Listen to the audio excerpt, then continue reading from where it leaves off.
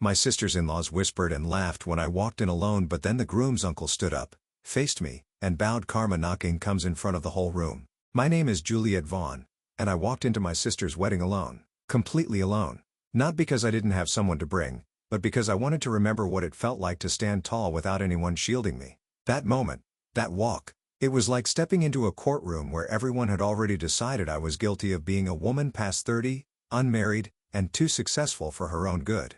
As I entered the grand ballroom, heads turned, mostly for the wrong reasons.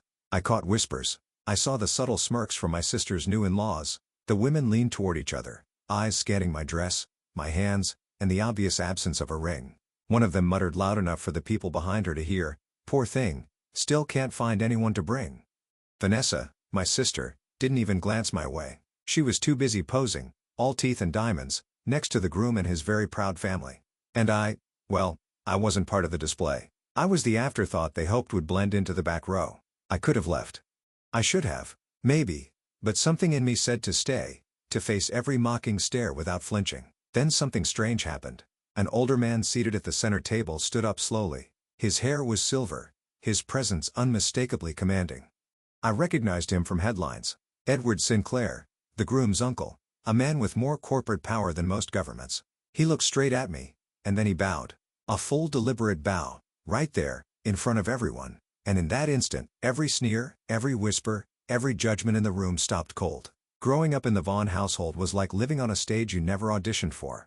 My sister Vanessa was the star from the moment she could walk. Blue-eyed, golden-haired, effortlessly charming. She was the kind of child relatives fawned over at barbecues, while I, with my serious eyes and endless questions, was gently told to let Vanessa have her moment. I learned early that being quiet was easier than explaining myself. My world was numbers, ideas, inventions. I took apart the microwave when I was 10 and built a self-timing oven by 14. While Vanessa practiced cheer routines, I studied advanced calculus under my blanket with a flashlight. My parents didn't discourage me exactly. They just didn't understand me. "You'll grow out of that tech stuff," my mom said once, right before grounding me for skipping a school dance to attend a robotics camp. Vanessa was rewarded for being pretty. I was tolerated for being strange. By the time we reached adulthood, the gap between us had grown into a canyon. She married young, first love, big white wedding, house in the suburbs. It didn't last, neither did the second one. But the third? Logan. He was a different tier. His family owned land, business chains, and connections that turned heads at the country club. Vanessa saw in him not just love, but legacy. And as always, our parents were thrilled. They hosted dinners, gushed to neighbors, printed new family portraits. My name never came up. I was invited to the wedding because, well, I am her sister. But I was warned, don't make it about you, as if I ever had. I booked a flight, RSVP'd for one, and cleared my schedule. I didn't have the time, but I went. Not for them, but for myself. The morning of the wedding, my mother called just to remind me not to wear anything too loud or too businessy. "You're not presenting at a summit, Juliet," she said laughing. "This is a family event. Try to blend in, okay?" I smiled through the phone. "Sure. I'll do my best." Of course, I didn't blend in. I wore black, clean lines, no sparkles, my hair in a low knot, minimal jewelry. I looked like myself, and I suppose, in a room designed to spotlight Vanessa, looking like myself was already too much. I arrived on time, alone. I caught the looks, some surprised, some amused. Vanessa's new in-laws gathered near the altar, sipping champagne and throwing glances my way. One of the aunts nudged another and whispered, "Is that the one who's single?" With the same tone one might use for unemployed or recently paroled. I didn't flinch. I've built startups under pressure no one here could fathom. But I'd be lying if I said it didn't sting. There's a particular kind of ache that comes from being alien in your own family, like you're the ghost at the banquet table. Vanessa walked past me during the pre-ceremony photos. She didn't even stop. "Hi, Juliet," she said quickly, not waiting for a response. So I found my seat quietly alone, just like they expected me to, except what none of them expected was Edward Sinclair. The ceremony itself was standard, overproduced, expensive, curated for social media. Logan and Vanessa said their vows beneath a floral arch the size of a carport. There were drone cameras, a string quartet, and a flower girl flown in from some family friend's child modeling agency. It was the kind of display that screamed perfection, right down to the guests selected for symmetry in the aisle seats. I stayed quiet, clapped politely, smiled when expected. It wasn't until the reception that the real show began. The venue had been transformed into a glittering evening affair. Chandeliers, signature cocktails, and monogrammed napkins everywhere. The guests were assigned to long banquet tables arranged like corporate hierarchies. I was placed near the back, flanked by two distant cousins who both seemed shocked I hadn't brought a +1. "I figured you'd have someone by now," one of them said, stirring her martini with a gold cocktail pick. "A woman like you, all accomplished." It was meant as a compliment. The pause between her words made it anything but. Vanessa was seated up front with Logan's family. Her in-laws hovered around her like she was a prize they'd just secured at auction. The mother-in-law, Gloria, had a face that didn't move when she smiled, likely the result of a good surgeon. She hadn't spoken to me directly, but I caught her glancing over several times. Once, she leaned into another guest and said, "She's the sister, right? The one who's always working." They laughed. Not loudly. Just enough. I excused myself, headed toward the bar. I was halfway through a ginger ale when I saw Vanessa walking toward me. Her smile was tight. "I just wanted to check in," she said. "Make sure you're okay." "I'm fine. You seem, I don't know, distant." I blinked. "Vanessa, we haven't had a real conversation in 5 years." She gave a little laugh, the kind that begged forgiveness without saying the words. "Well, you're here now. That counts," I almost replied. Almost asked if she even knew where I lived now. What I did, but I didn't. What would be the point? She was already gone before I could say anything. I turned back to my table. That's when I heard them again. Logan's uncle and cousin, sitting not far behind me. "Pretty, but cold," one said. "You can tell she's one of those women who marries her career. Probably expects us to applaud her for showing up alone," the other added, chuckling. I stood still. For a moment, I considered walking out. I had my coat. My car wasn't far. I could disappear, leave them with their champagne and their self-satisfaction. I owed no one here anything. But then came the pause, that subtle shift in the air. From the main table a chair scraped back, slow, purposeful. I turned. Edward Sinclair was rising to his feet. He wasn't flashy like the rest of the family. No polished cufflinks, no exaggerated tan, just a tailored navy suit, silver hair swept back, and eyes that belonged to a man who saw everything without needing to comment. The room quieted. He took a step forward, past Logan and Vanessa, past Gloria, who looked suddenly unsure. And then right there, he bowed.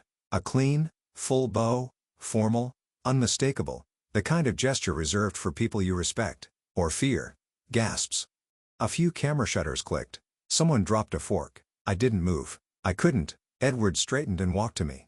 "Miss Vaughn," he said, voice low but clear, "it's a privilege to finally meet you. Your keynote at the Zurich Summit changed how we handle tech transitions across 3 subsidiaries.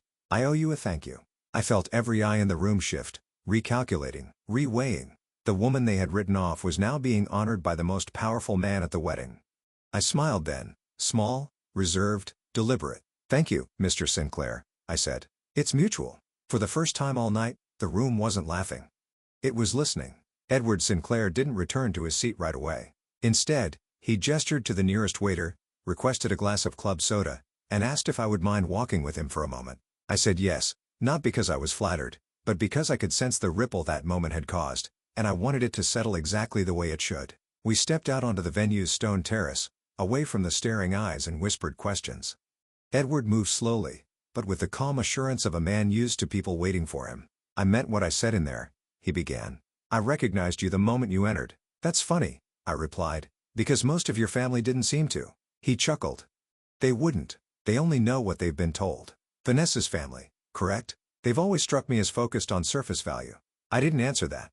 I didn't need to. Edward continued. 3 years ago, your firm launched the integration model for decentralized AI data recovery. My company, Winchester Group, was set to invest $180 million in a competitor. But your presentation in Zurich changed everything. I blinked. That wasn't public information. It wasn't, but I make it my business to know who's actually changing the world behind the scenes. I studied him. His eyes weren't just watching. They were weighing. "I assume you didn't mention this to Logan," I said. Edward smiled faintly. "Logan barely knows how to check his own email. He's a decent enough boy, but he inherited everything. He's never built anything. You, Miss Vaughn, built from the ground up." That phrase stuck with me, because he was right. While Vanessa curated her image, I was building systems, pitching to investors, eating cheap takeout in rented offices. I was up at 3 a.m., writing code with no health insurance and no guarantee the next round of funding would land. I didn't just survive the market, I shaped parts of it, but to my family, that wasn't impressive. It wasn't visible. It wasn't photogenic. Back inside the ballroom, the atmosphere had changed. People who had spent the evening dismissing me now shifted in their seats. A few even stood when I returned, unsure of the proper response. Gloria looked like she'd swallowed a lemon. Logan was pale. Vanessa was furious. She approached as I sat down. "What was that about?" she hissed, the polite smile frozen across her face. I looked up at her. Calm, cold. "That," I said, "was someone recognizing what you never did." Her jaw clenched. "You couldn't let me have one day, could you?" I almost laughed. "One day? Vanessa, you've had a lifetime." All I did was show up. She didn't answer. She turned and walked away, heels clicking too fast, bouquet trembling in her hand. The speeches began shortly after. Toasts, jokes, anecdotes. I stayed silent. Edward remained seated at my table, offering quiet remarks now and then, most of which went over the heads of everyone else. Then came the final toast, Logan's father. He rambled through the usual: love, marriage, family.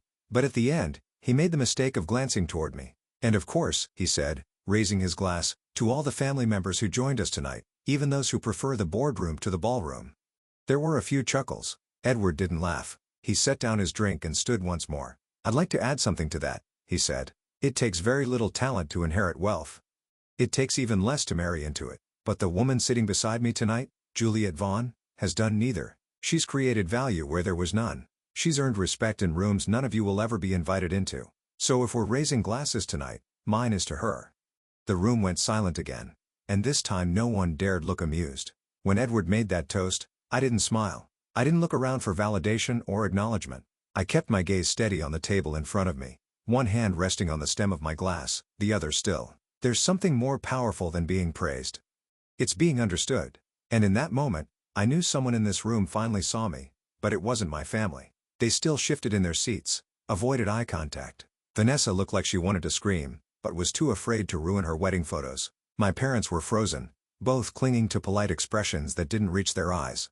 They didn't know whether to feel proud or ashamed.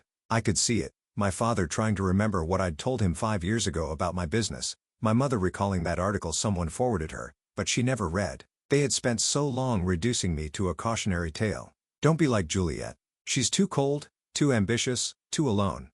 That they couldn't recalibrate fast enough now that the world was applauding, but I wasn't there for their applause. Truth is, for years, I had carried the weight of wanting them to see me, wanting my mother to brag about me, like she bragged about Vanessa's handbags, wanting my father to ask me about my latest project instead of whether I had finally met someone. I wanted them to care, but on their own terms, not out of obligation or embarrassment.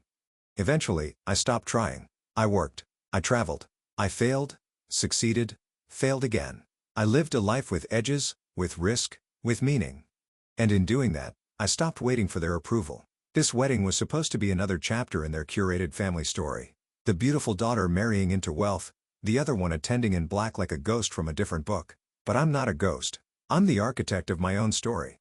And if they couldn't see that, I was done handing them the blueprint. Later that evening, after the music resumed and the noise returned, my mother approached me. Her steps were hesitant. "The way you walk across a frozen lake, you're not sure will hold. You look beautiful tonight," she said softly.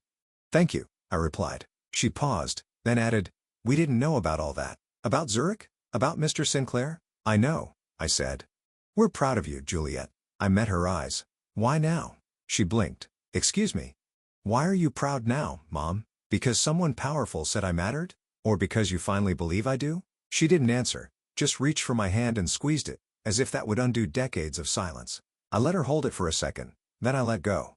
As I turned to leave the reception, Vanessa caught up with me. "I didn't know he knew you," she said. "Uncle Edward, I had no idea." "You never asked," I replied, "about my life, my work, anything. That's not fair." "No, it's just accurate." She looked away. "You always made me feel like I wasn't enough." I tilted my head. "Funny. You and Mom always made me feel like I was too much." That was the last thing we said to each other that night. I left alone just as I had arrived, but this time not a single person laughed. I didn't go back inside. While the party stretched late into the night, people dancing, glasses clinking, laughter echoing in that manufactured fairy tale, I stood outside beneath the darkening sky and watched the lights flicker across the windows. For the first time, I didn't feel like the outsider. I felt like the one who had left the stage before the show turned tacky. A few guests passed by me on their way to the valet. A couple of them nodded, overly polite. One man, A junior executive from a firm I'd acquired years ago, approached me nervously and said, "I didn't know you were that Juliet Vaughn." I just looked at him. "You still don't?" He walked off with his wife, fumbling an apology. Edward Sinclair came out a little later, his hands in his coat pockets, his tie slightly loosened. He didn't speak for a moment, just stood beside me. The silence was surprisingly comfortable, more honest than anything said in that room. "I wasn't trying to make a scene," he said finally. "I know," I replied. "You were trying to make a correction." He smiled. Some illusions deserve to be broken. Then he offered something I didn't expect, a partnership. Not just a curtsy or favor, but a concrete opportunity. He told me about a new initiative he was launching. He wanted my insight, my name on the founding charter, and more than anything, he wanted someone who didn't just know how to build, but how to rebuild from nothing with vision and clarity. I didn't answer right away, not out of pride, just reflection, because for the first time in a very long time, I realized I had a choice, one not shaped by resentment, but by self-respect. Eventually I said, "Let's talk Monday." He nodded once and left. That was it. No fanfare, no fireworks, just mutual respect sealed in quiet. I drove home alone that night with the music off and the window half down. The wind was cold against my face, but I welcomed it. It reminded me that I was real, that I was here not because someone allowed me to be, but because I carved out a space that couldn't be ignored, and never needed their approval to exist.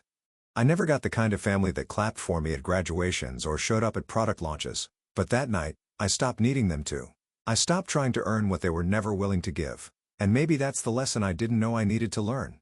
Sometimes the most powerful moment isn't when the world finally applauds you. It's when you realize you don't need them to, and that freedom, quiet, unsentimental, absolute, was the most valuable thing I had ever claimed for myself.